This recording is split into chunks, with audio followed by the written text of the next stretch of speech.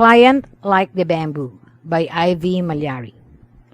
There is a story in Philippine folklore about a mango tree and a bamboo tree. Not being able to agree as to which was the stronger of the two, they called upon the wind to make the decision. The wind blew its hardest. The mango tree stood fast. It would not yield.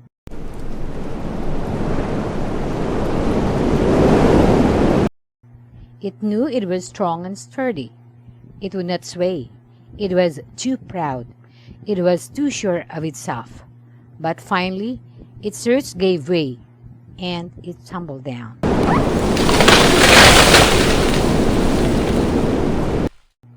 The bamboo tree was wiser.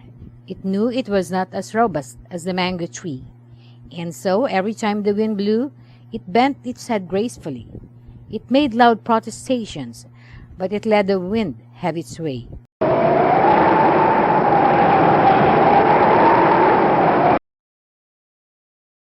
When finally the wind got tired blowing, the bamboo tree still stood in all its beauty and grace. The Filipino is like the bamboo tree.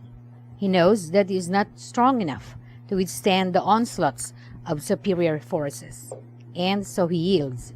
He bends his head gracefully with many loud protestations. And he has survived. The Spaniards came and dominated him for more than 300 years. And when the Spaniards left, the Filipinos still stood, only much richer in experience and culture. The Americans took the place of the Spaniards. They used more subtle means of winning over the Filipinos to their mode of living and thinking. The Filipino embraced the American way of life more readily than the Spaniards' vague promise in the hereafter. Then the Japanese came like a storm, like a plague of locusts, like a pestilence, rude, relentless, cruel. The Filipino learned to bow his head low, to cooperate with the Japanese in their holy mission of establishing the co-prosperity sphere.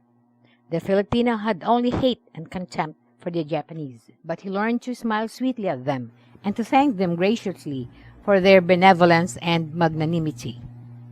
And now that the Americans have come back and driven away the Japanese, those Filipinos who profited most from cooperating with the Japanese have been loudest in their protestations of innocence. Everything is as if the Japanese had never been in the Philippines. For the Filipino would welcome any kind of life that the gods would offer him. That is why he is contented and happy and at peace. The sad plight of other peoples of the world is not his.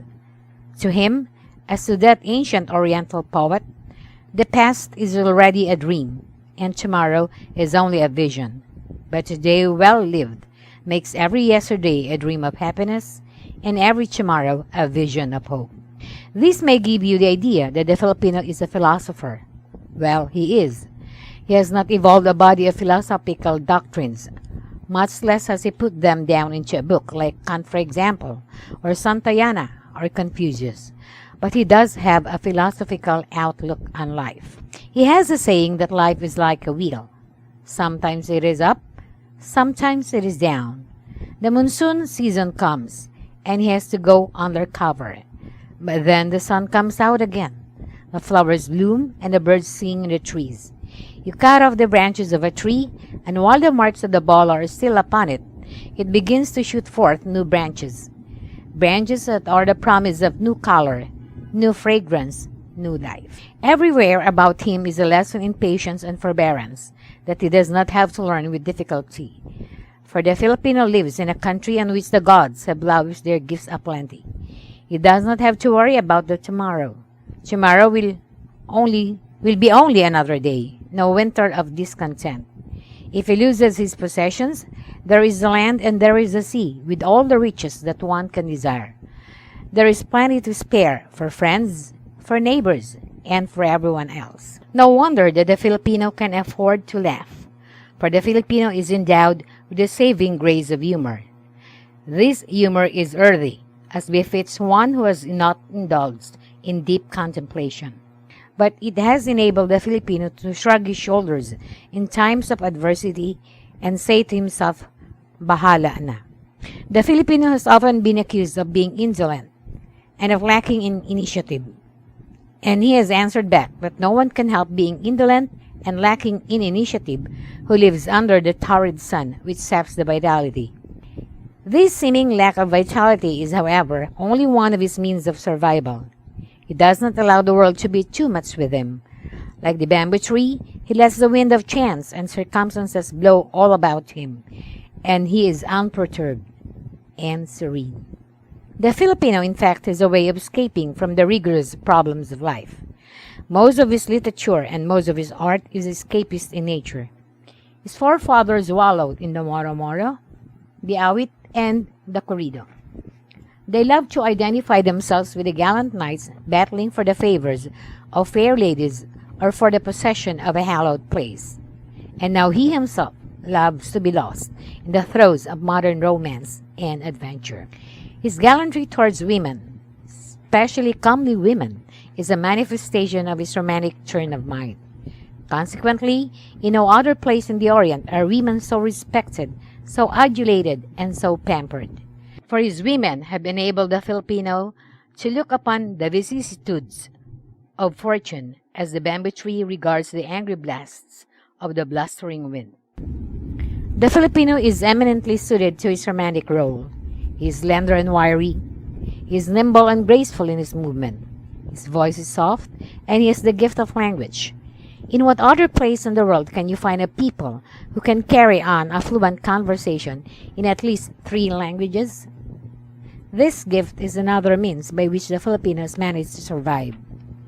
There is no insurmountable barrier between him and any of the people who have come to live with him: Spanish, American, Japanese. The foreigners do not have to learn his language. He easily manages to master theirs. Verily, the Filipino is like the bamboo tree, in its grace, in its ability to adjust itself to the peculiar and inexplicable whims of fate. The bamboo tree is expressive and symbolic of the Filipino national character. If we ever choose a national tree, it will have to be not the mulave or the nara, but the bamboo.